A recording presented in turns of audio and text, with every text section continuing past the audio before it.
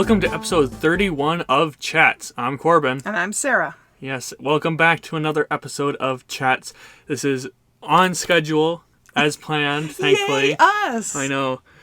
But yeah, we have some big news, some little news. We got a lot to cover. We got a whole list of things to go over. I know. But we're excited. Listen to the end because we don't know when the news will be popping up, which will pertain for you guys listening and the schedule going forward. So yes. But how have you been today, Mom? Not too bad. It's bloody hot. It is. And I vote this room that we're in, the closet, to be the hottest room before we even got in here. Yes. Like I'd say because the two of us have, the body temperature thing going on. But before we got in here, it's steaming hot. And usually the rest of the house is hot. And it felt very nice and chilled. Yes. Compared to this. But we do it for the viewers. We do it for you guys listening. The listeners, yes. Yeah. Well, and we do have... There's a nice breeze outside right now. Mm-hmm. It was a very hot day, but now we have the windows open and we don't have air conditioning here. No. But we live on a hill, so it actually usually has a breeze most of the time. So for us, you can just, put up with it till about 4 o'clock, wait till the sun kind of starts, petering out, then we can crack open a window and catch a bit of a breeze, and it makes it a little easier. So yeah, it's brutal. I might start sweating during this interview, podcast, but I think I already am. So. Yes, and you had a shower already. You're going to have a post-podcast shower. I know. I got a sweat on during this. Well, if he just collapses, if we hear a thud, we know that he just had heat exhaustion, and we'll continue on without him. Mom can go solo for a bit. But yeah, we did say last week that we had stories about Schitt's Creek that we were going to share with our listeners, and I think this is a great time to do it because it ties in with part of what we did for our summer vacation in July.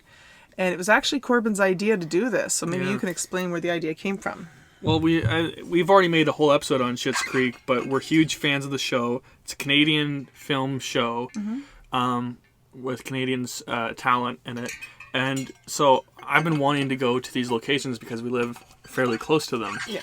And we went on Canada Day to the motel, the actual motel. The Rosebud Motel. Rosebud Motel, which, is not the Rosebud Motel in real life. It's just an abandoned motel. We went there, took some photos, made a day out of it. Well, it's kind of crazy because as we drove over, like if you know where Orangeville is, it's not far from Orangeville. Mm-hmm. And so we drove over there and checked it out. And as we're on the road that we were told it was on, and it really wasn't very long that we were on that road, and suddenly, boom, we're at the building, and the building is almost right on the road. Yeah, they do. That was kind of my shock, was that it wasn't nearly as big and far off the road as I thought it was. It's a trick of the camera and the angles. But because we rewatched a couple of episodes since then, you can see, oh, that makes sense, or that was always there when we didn't think. Or they were literally shooting this from the road. Yeah, they maybe shut down the road to film on the road, but yeah. No, it was a great time. Nothing too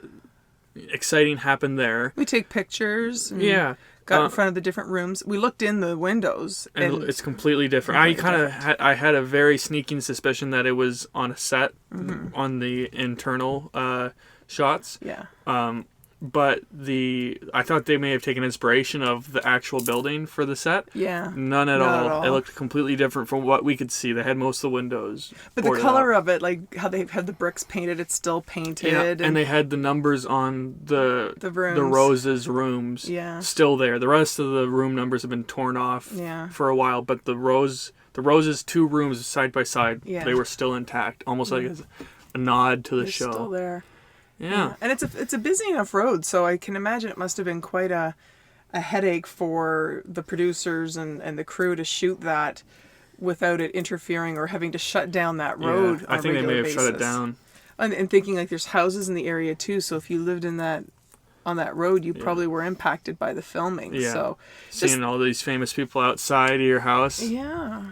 And it's kind of neat. It gives you more appreciation for how they did the show and how they, like exactly what you said with the angles and making sure it didn't show too much. Like you would never know that there's a road right out in front of that building. So that was kind of neat. Yeah. So then the next kind of adventure went on more recently was to the quote unquote town of Schitt's Creek, which is actually called Goodwood.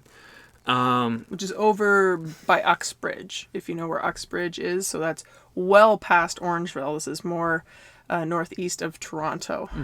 And we, obviously coronavirus is going on, so we had our masks and such. We were going around, and it's all in like an intersection. All the external buildings they use for, the town, like the garage or the store or the restaurant, all within like an intersection, which was crazy. Well, and I think that must have been the original settlement of Goodwood, would have been that intersection, and then it's kind of spread out, grown and much more evolved in the outlying area, and there's like subdivisions and convenience stores and more modern type conveniences in the area. But it was interesting when we got down there and we were able to park and look at the buildings, which look very similar to how they looked in the show. Like some painting on the exterior is still there. Yeah, the Rose Apothecary is an actual store now. It was closed because of COVID, but we looked inside, and that's where they shot the actual scenes. It wasn't like the store looks exactly the same, except it's obviously different product. Yeah, so that's where they shot the actual scenes in there. We saw Bob's garage. Obviously, they don't shoot a lot about Bob's garage, except for the exterior, which we saw. We walked up and down the road and saw Mayor Rowland's house. We saw the church/town hall. Ronnie's house. So we had sharp eyes. We saw a lot of things, but the main thing, the last thing we saw for the day, which turned a little sour, was the Tropical Cafe. Tropical. Yeah, and I told Mom and Dad, I was on the other side of the road, and I told them to go over and get some Before you get photos. Into that. I'll let you explain it. I'll just let you explain it. I'm tossing it to you. No.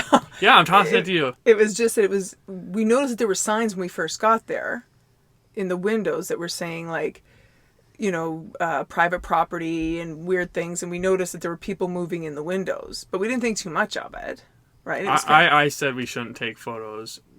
That was like the first thing we said. When we got there, I said, look, they said no photos. Yeah.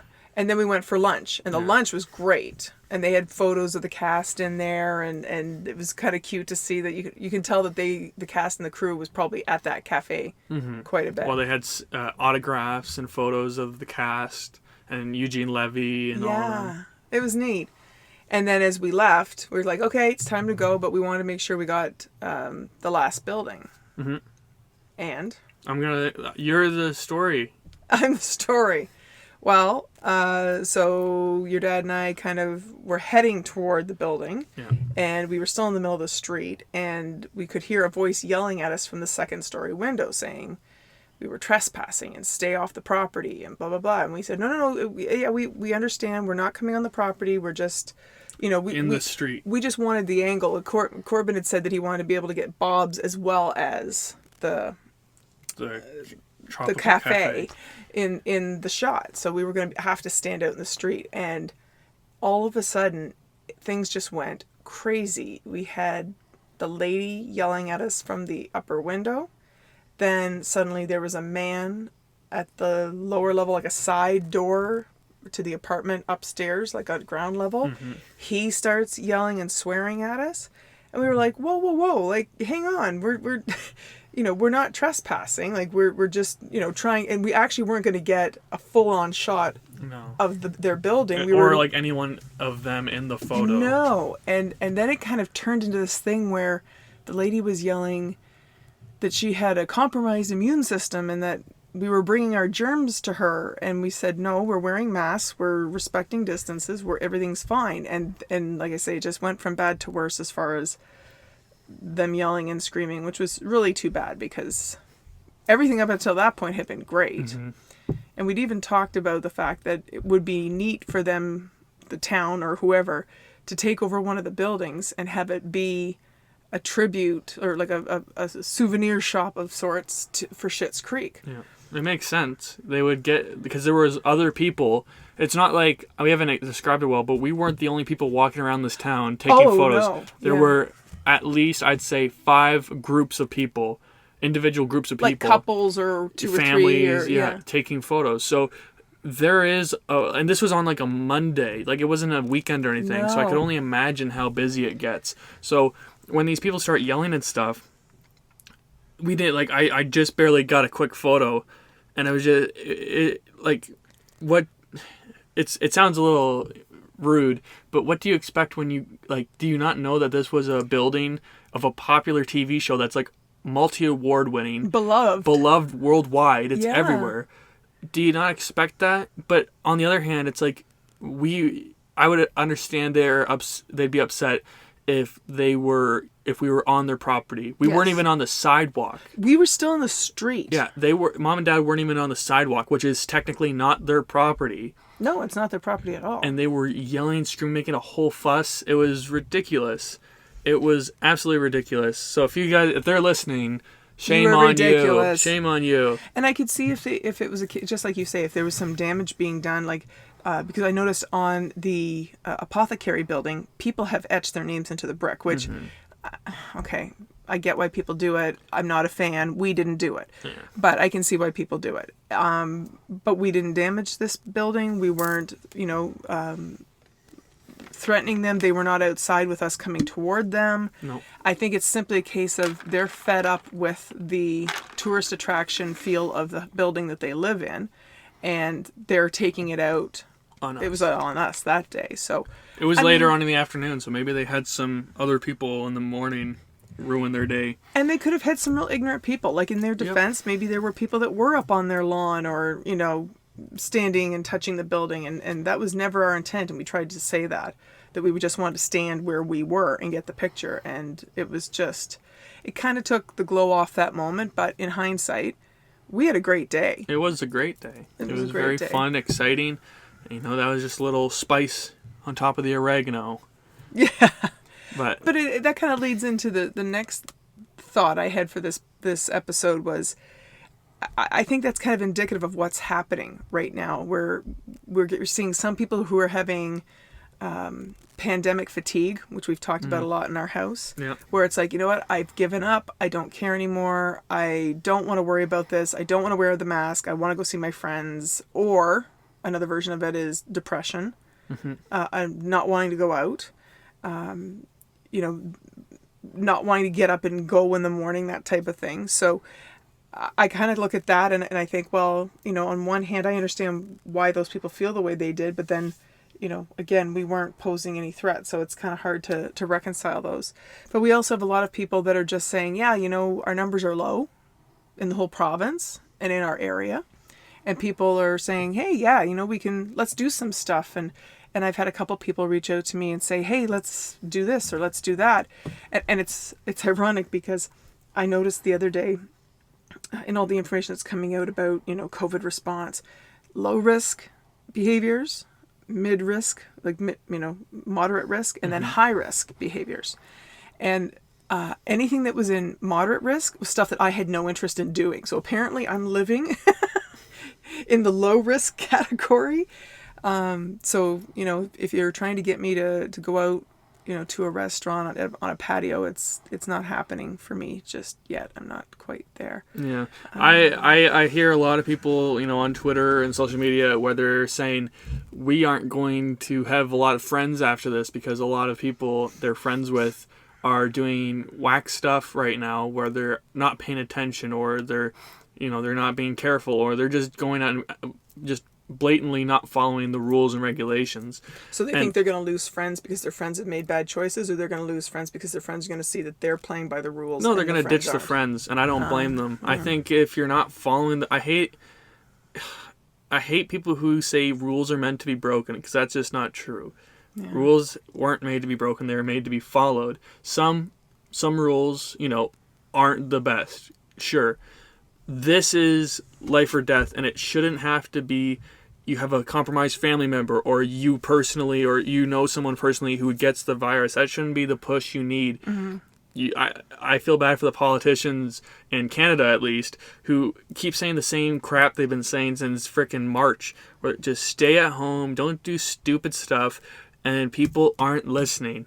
And I see a lot of people where they're not following the rules. It's like I don't have any. It's almost like when you see someone smoking, for me at least, if I see someone smoking, it's like it's not judging a book by its cover, but it's kind of just a turn off where it's like, oh, Yeah. you're doing that, That's your deal breaker. but it's actually very much like people smoking because it's a choice to, to do it. Yeah. It's a risk to your health, and all around, just like what are the pros to cons? And usually the pros are a lot less than the cons. So when I see people out there partying or, just even together without masks and they're touching and, they're not caring, it's very much just that turnoff where it's like, oh, like you had a choice. It's not good for you, either way. And it's just the cons outweigh the pros in that scenario quite a bit. So yeah, it sucks. It's boring.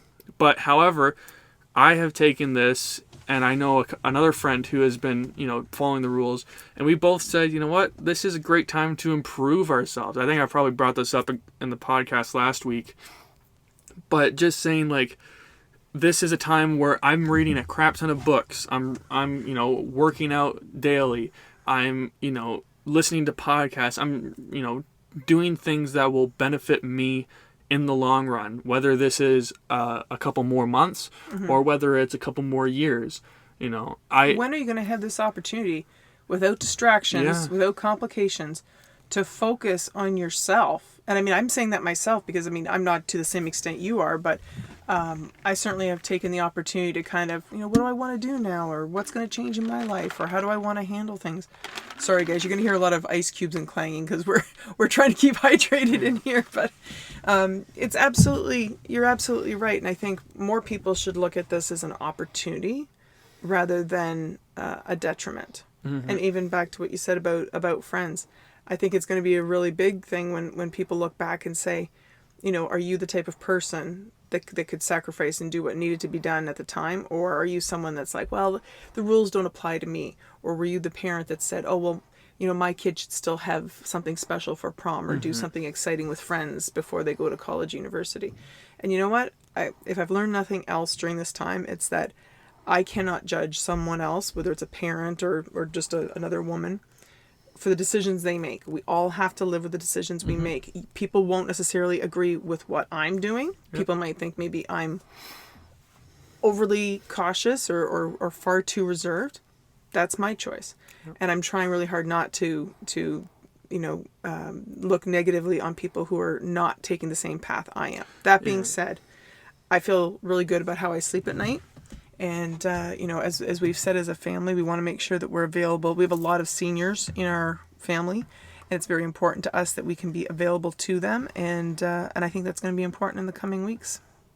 Yeah, and this is a hot take, but I've been reading a lot, and one of the things you said remind me of something that said in the book, which is opportunity or challenges or problems are opportunities, as you just said, kind of. Absolutely. And it's almost like this will show you the people who are strong-willed versus almost the weak-willed people, I find.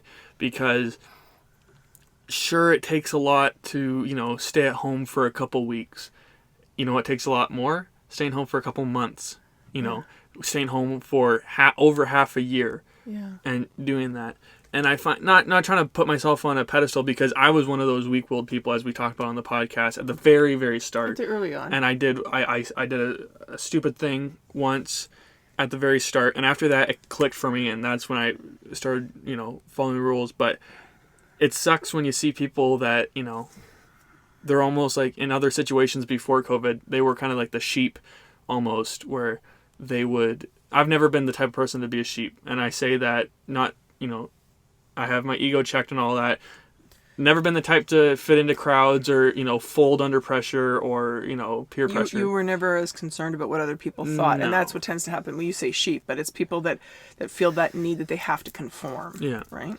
And I find that even more so now, where I don't care what people think, because, as you said, it's...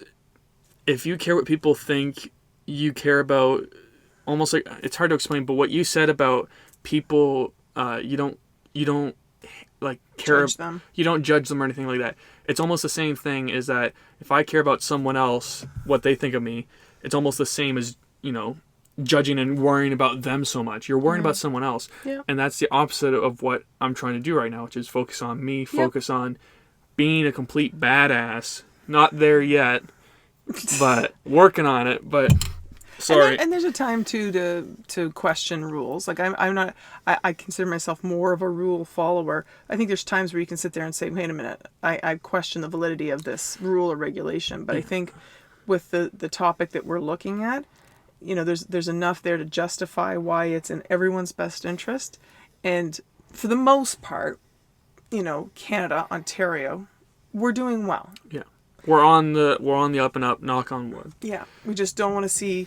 My biggest concern is that, someone I know or care about, gets sick and because it's not just about being sick, and it's not just about dying, which is obviously final.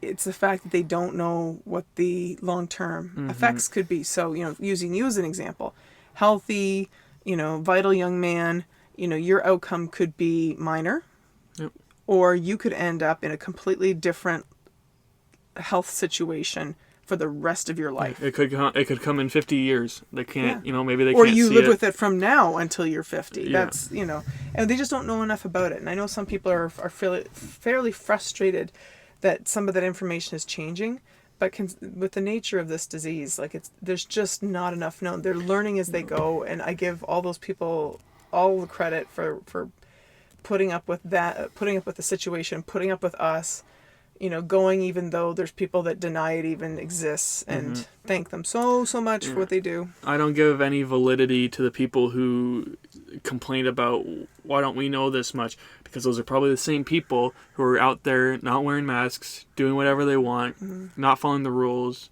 and they're talking crap to the people in a position where they're working constantly. They're giving up so much for the people who are breaking the rules, and it's just ridiculous. I don't give any attention or any energy to that, because those people and that whole mentality is ridiculous to me.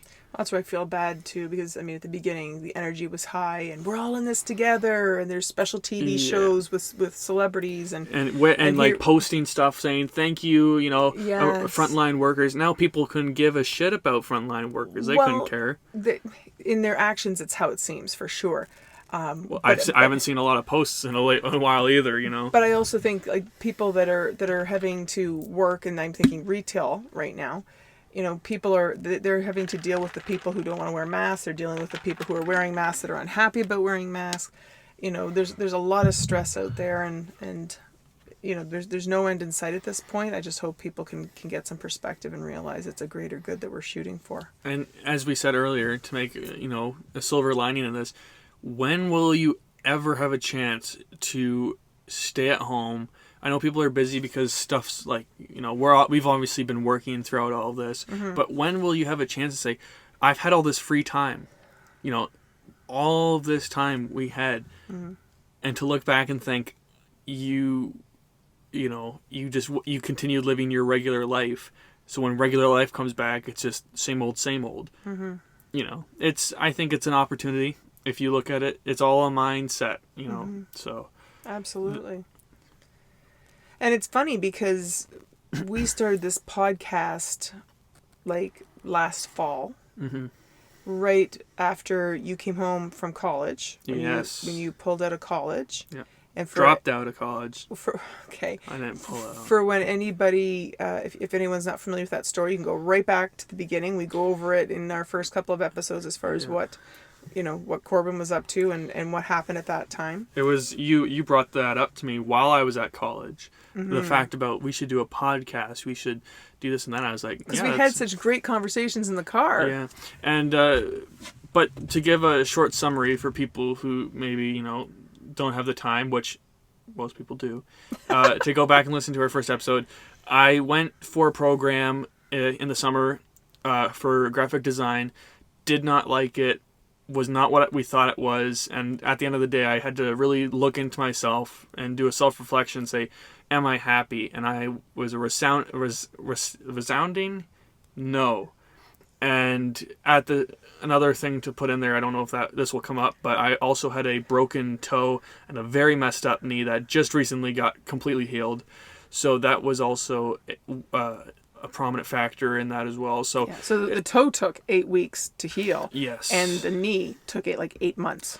We didn't know the knee was a problem until probably December-ish. Yeah, once you took the boot off and got walking. Yeah, which was December, January. Mm-hmm. And by the time February came around, we had sat down with the doctor. Right when COVID started, we sat down with a doctor on the computer. Yeah. I think we may have gone over this, but we talked. That was in March. Yeah, we had physio for the knee. Slowly but surely, and then I finally was able to go in under safety precautions and following the rules and regulations to see what's wrong, because it was popping and locking up, and we found out that the knee was practically dislocated, and what that did was it irritated the muscles and the joints surrounding the kneecap, which is why it was swollen all the time, why it was irritated, and why my knee kept on locking up, because the kneecap keeps it from locking up. So I just recently got the okay to start working out and running and all that regular stuff. I'm pretty sure we brought this up on the podcast before, but I guess bringing it full circle though, I am a couple weeks, 2 weeks to moving in, just under 2 weeks till I move into residence for my next school opportunity, which is for hospitality and tourism. Hopefully that sector gets back up and running soon. But yeah, so it's crazy to think that it's been almost a year since we started the podcast, and it's crazy to think how much I've changed since we started the podcast, and since even going to school. It's been a crazy year, and I've almost been quarantined since I was just going to say September. that, your reality from the time you came home, because a lot of your friends continued on with school. You had a couple of friends that were still in high school, but then they were still in school. A lot of my friends were still in high school. But to try and see them, it wasn't like you were hanging out with your friends and palling around. Yeah. And you weren't even able to get a job until March, which is ironic. Not for lack of trying. I had a couple jobs lined up, but each of them fell through because of the knee, because, insurance reasons. And so you were already relatively isolated before things were shut down. So it's you're absolutely right, and I think you've really taken the time since last September, October to kind of all right, let the dust settle, figure out what I want to do, get back on track, and there's been a lot of personal growth, a lot of maturity on your part. And I don't think you were immature. I just think that you've taken your maturity to another level. Yeah, I feel like last year was the year where I've never 100% given into crowds or peer pressure and stuff like that.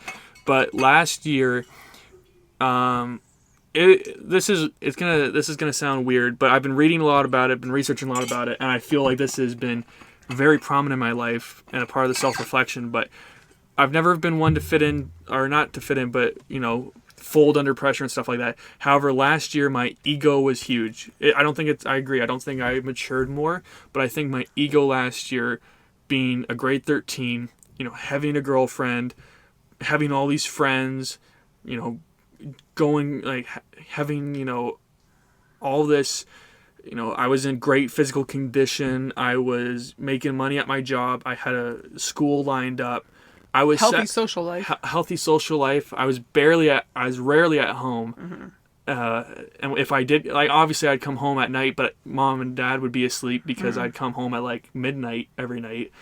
And my ego is huge, and it wasn't checked. And I don't even think I've talked about the ego with you at all, but you can stop me if you think I'm wrong. But everything that's happened since last August physically was the toe, which was end of August, which I stopped working. Even last summer I was eating out a lot and I wasn't working out, but the toe was the nail in the coffin where I physically could not work out. And I was still eating like crap.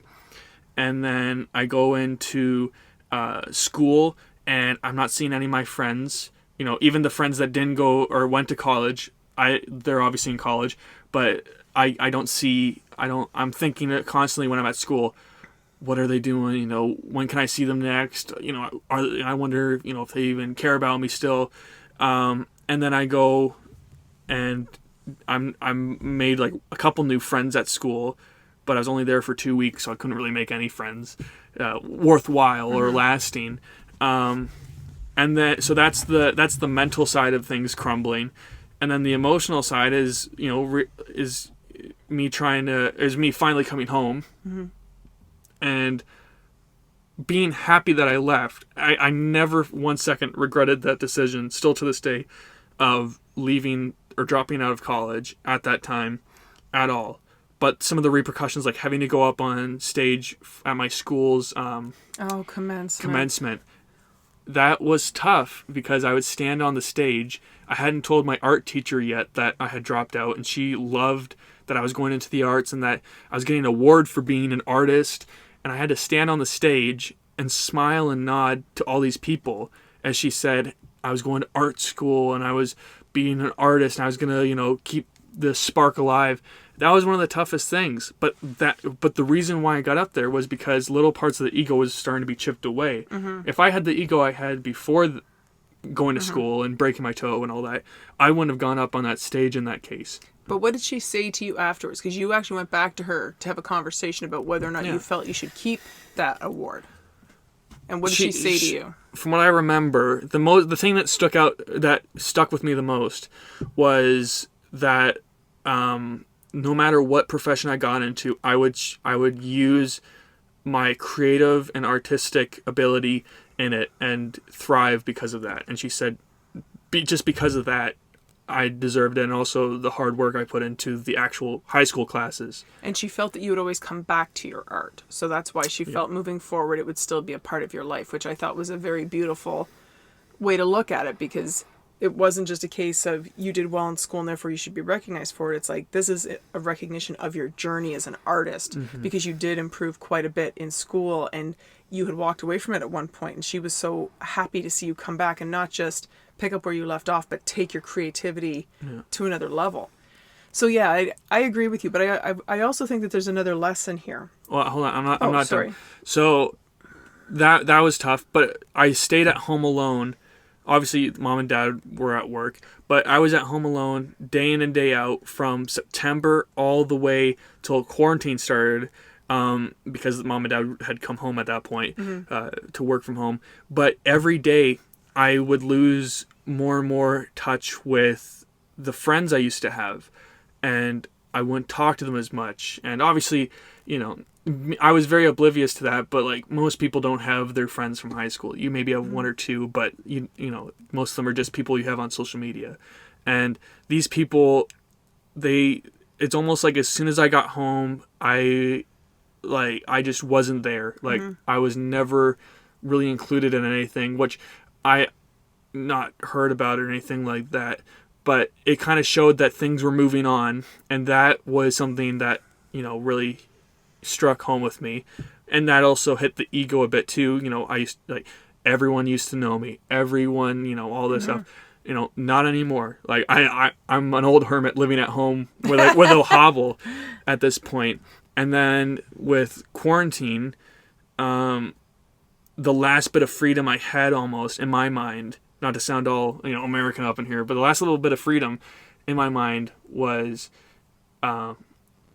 being able to see my girlfriend. And that's why I made the dumb choice at the start to hang out with her. And throughout quarantine, I don't know if I brought this up, but I think we have. But she broke up with me, and that was the final thing for the ego to be like completely settled down. Everyone has an ego. However, that was the last nail in the coffin for it, in a good way, because, you know, almost everything I had as of last year that would feed the ego negatively is gone now. And I wouldn't have been able to make the changes or the observations that I'm making right now without having all that stuff happen to me. And as we just said, problems or crappy situations can be opportunities.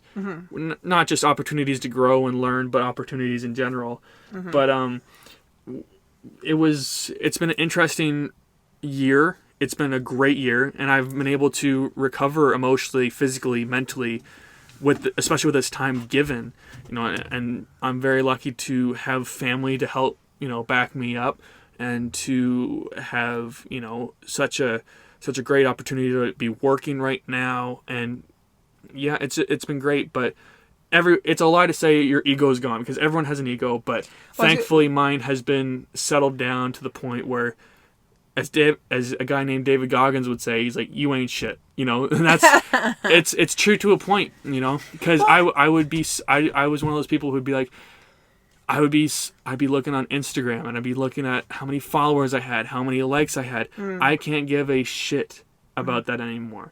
The last time I posted was about the Black Lives Movement, which I felt, it was a movement, and but in general now, I just don't care. And it's simple things like that, or things like, I don't care what people think about me. I don't, like, there's a certain point where you should, but it's not out of balance. No, but well, that's where I was going to say that I think that that's one way of looking at it is checking the ego. Yeah. From the outside, it did not appear as though you had a huge ego, and I want to balance that for our listeners. Anybody who knows Corbin and is listening to this would say, what is he talking about? What a dickhead. No, if you don't know Corbin, you're thinking he's a dickhead. Yeah. But if you know Corbin, you're going to say, this doesn't make sense. And that's because, he wasn't the type of guy that was rude or arrogant to people, or was flamboyant or disrespectful or insensitive to other people's needs, wants, that type of thing. I think what you're saying as far as, you had that big fish in a small pond mentality, and you felt fairly good about yourself, which isn't a bad thing. It's okay to feel good about yourself. Another way of looking at that whole experience that you just described to me is the fact that you maybe didn't look at the situation as critically. Did you really want this? Is this the way you want it to be? And then when you found yourself in it, the priorities weren't in the right place. It was getting messed up. So the universe was trying to send you signals, the first of which was breaking your toe. Yeah. I mean, this wasn't, you have to understand how fluky this was. And we've joked about the next 2 weeks. We're going to wrap them in bubble wrap. Yeah. But don't do anything stupid. The fact of the matter is, that was one of the flukiest things that I've ever heard of. That you stepped, slipped, landed on your knee, broke your toe. The most weird toe fracture ever. I know people would not believe me if I told them. And it being so close to, because if it was a regular toe fracture, they could have splinted it. Oh, that's what I mean. All that. It was completely I had to have a full air cast on, which people usually have that for, like, ankle stuff and situations. It was a massive ordeal. Stop. Yeah. I'm going to make you pay attention to something here.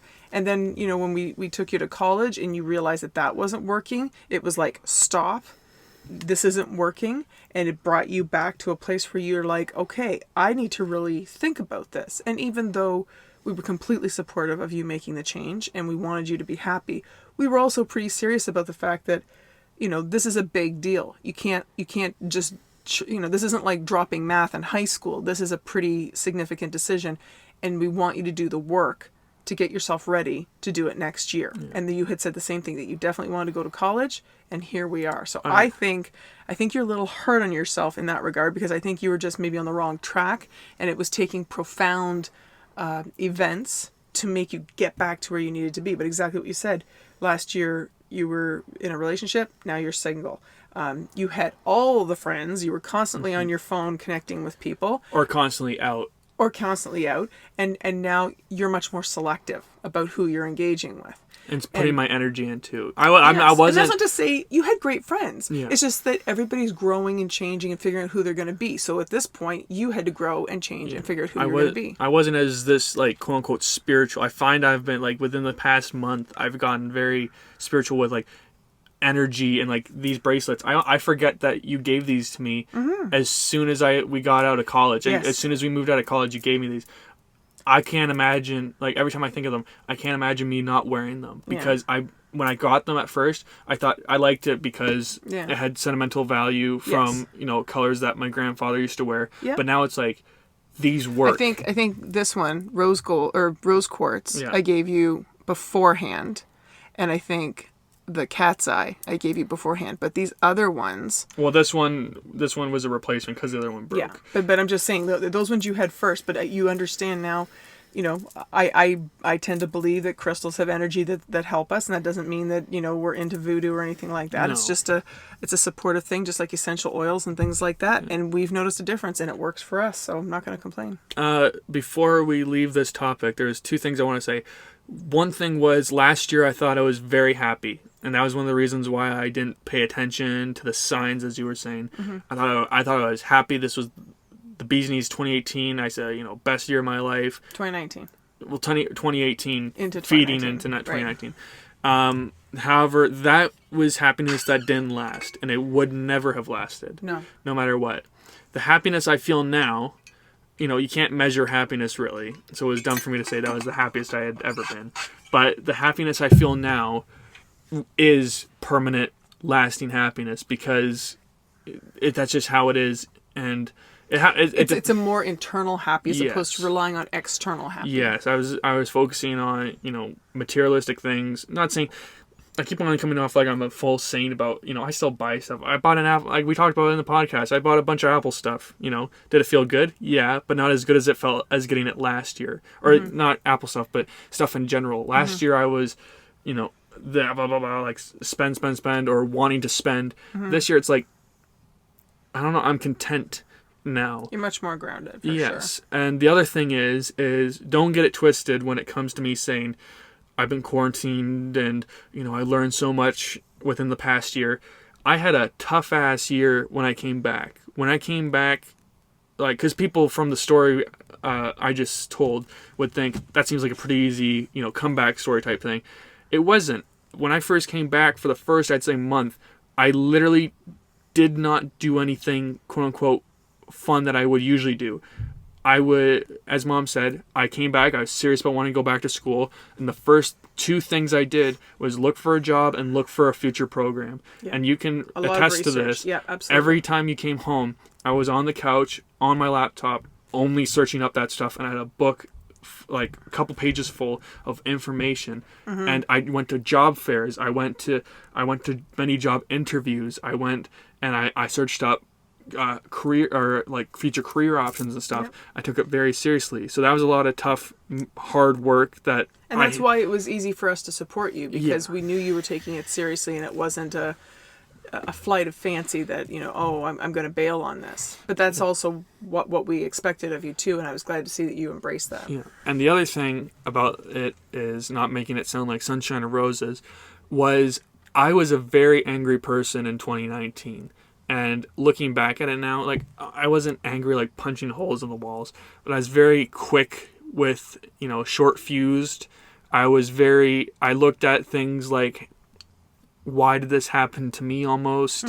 I looked at things like, with my brother, I remember there was an incident where like I just started like chirping him for no reason. Yeah. And he had a bad day, and it just, things like that escalate. And even things with people, like people I care about. I was very angry and, snappy, I found. You're looking at the negative a lot more than you needed to, as opposed to just saying, that's that person's position. I don't have to attack them, or I don't have to go after them for that. Yeah.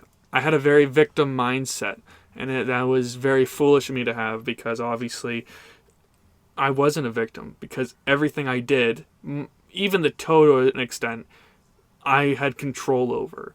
Everything I did. So now it's easy to look back, and it's easy for the listener without context to think, this has been a cakewalk. Why are you making a big deal about the ego? Why are you trying to sound all, philosophy and all that? I'm not, and I did go through some stuff. Not the worst stuff anyone's gone through, but it wasn't a yellow brick road, as you'd say. But you've had a real progression. You need that to progress. Yeah. And I wrote this down for a writing prompt the other day, because I'm doing a day journal now. Oh my gosh, there's such a process in the morning. We'll have to talk about that in another podcast, but there is such a process for Corbin in the morning. But the writing prompt the other day was, what do you attribute your successes to? or like what has the biggest, most positive impact on you? And I said my failures. I could have said my family, my friends, or my previous successes have a good positive impact on me. But it's the failures. I said because those things kick you, but it's how you react and how you act after those incidents. And I said obviously I had help from my family a lot, some friends and all that, but yeah. So it's an opportunity. It's not a problem. It's not a challenge. Everything's an opportunity. A problem is just a word that the humans created as a word, So it's been an interesting year. But to get a full circle through a full circle, we are coming up to the move-in day for residents. And Corbin is going to try moving in, and even though campus is closed right now. Campus is closed. However, residence is still open with full rules, regulations, cleaning, for coronavirus. And because of the situation with Corbin's roommates, there's only going to be one other person in a 4-person space, which means he is going to have lots of space to have his own area and has his own secured private bedroom. So because, let's face it, last year's move-in was a shit show. Yeah. He really wants to give this a try, and I think we've made an agreement as a family that, as long as he's safe down there. And your roommate, you've already talked to him, and he is on board with that. He's doing the same thing at his end because he desperately wants to go to residence as well. So, as long as that's working out for everybody, then it's going to happen. We'll give it a try because school, like the class, even though move-in is August, 20-something, the school date for when classes start have been pushed back from September 6th to September 14th. Yeah, so you've got a couple weeks in there. I have a couple weeks to feel it out, see if it's, worth staying there. If not, I can easily come home and do stuff from the comfort and safety of our home. Yeah. However, or if anything changes down there. Yeah. If for some reason second things wave or something like that. So if you're worrying about, what's happening with Corbin, that has all been taken into consideration. We have got him in a safe place. But this could also impact how we do the podcast, and we wanted to kind of let everybody know about that. It was a light bulb moment this afternoon where we were like, what are we going to do with this? Well, I think the logical thing is, for starters, I'm not going to be around next week, so I won't be available to do a podcast, and if nothing else, it's going to give us time to think of a couple of topics that we want to tackle in September. Yeah. But we're going to take next week off, so don't panic. Next week off. I'm taking next week off, so don't panic. But we're going to come back, and we're going to try and do it with the two of us connecting on Zoom, and then uploading it from a Zoom recording. So we'll still be able to connect with each other. It might sound a little different. Yeah, it might sound a little more robotic or maybe choppy, we'll depending on the goes. Wi-Fi. Yeah. However, it is the most logical, most commonly done for podcasts right now. Yeah. And it's really just, it's the only solution that we can think of unless I want to drive 2.5 hours there and back for a podcast, which I don't want to. No offense to you, Mom.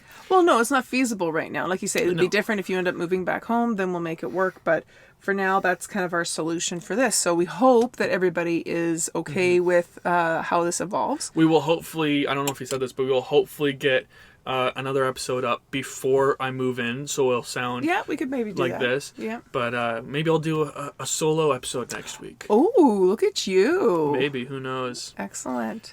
So thank you so much for listening today. It's been that's a jam-packed episode. I did a lot of talking. I apologize. Oh, that's good. That's good. But we gotta wrap things up and let people go. So thank you so much for listening. And if you have any feedback or you have any questions you want to fire at us, you can email us at chatspodcast@gmail.com. And where can they download? They can download and listen and follow us on Apple Music or Apple Podcasts, Google Play, Google Podcasts, and Spotify, but also YouTube. Excellent. I stumbled there because Google Play is not going to be around very much, and they're shifting everything to Google Podcasts. So we should double check, but I'm pretty sure we will be on Google Podcasts. Yeah, that's what we're shooting for. Yeah, so thank you guys for listening, and let me know if you want a solo episode of Corbin. The ego is coming back a little bit. If you guys want a solo episode, let me know. But thank you guys for listening so much. This has been me, Corbin. And Sarah. And thank you guys for listening, and stay tuned for our latest chat.